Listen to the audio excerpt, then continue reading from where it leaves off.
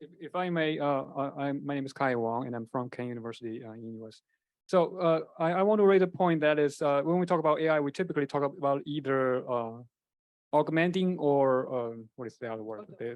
Automating, right? So what about enabling? For example, using your case of AI composing music, even though it's bad music, it may enable amateurs to compose, because I wouldn't compose a note, but with AI, I may be able to. That's first, I may be able to create because of AI. Second, maybe AI can create a job that is evaluating music, because AI can create 10,000 pieces of music in 1 second.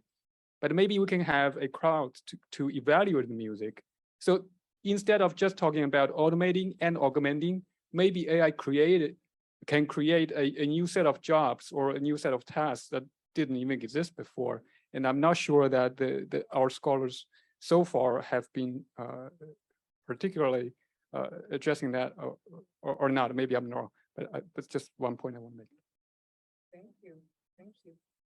Yes, Zoe. Yeah, maybe to add to the discussion, what I'm also wondering is if we think about our brains from the status quo, and if we look into the future, maybe 20 years. So even if we would agree that AI is better, if we would find the shared understanding, will we get worse if we don't act? So I think you also said earlier, we have to think like, what will this do to our brain, to our ways of managerial decisions? So what world do we want to live in maybe in 30 years from now?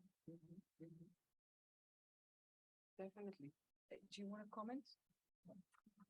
So I'll be one step behind and comment to you on enabling.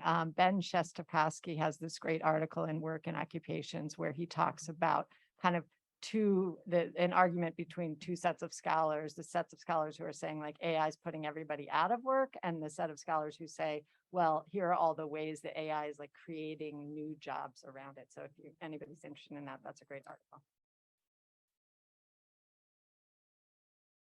Any other questions or comments? We have one in the chat room that's kind of relevant to this, which is how can we better study technologies in areas we don't pay enough attention to?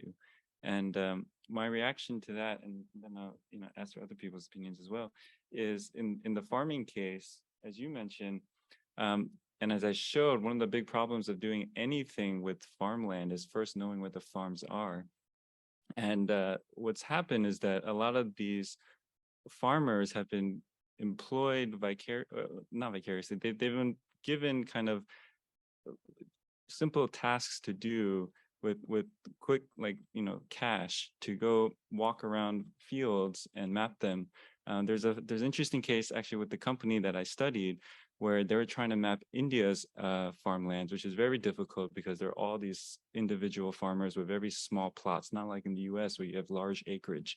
And they ended up going on this wedding website and found wedding photographers to get their drones to do this boundary mapping problem. But I'm curious to know what you guys think, panel included, about how we can study technologies in areas we don't pay enough attention to, either settings that we don't pay attention to or roles that we don't pay attention to. I'll give your quick ethnographer answer here. I think ethnographers study settings they're personally interested in. So if you want to get more settings, I think we need a greater diversity of scholars who will then be interested in a greater diversity of settings to study.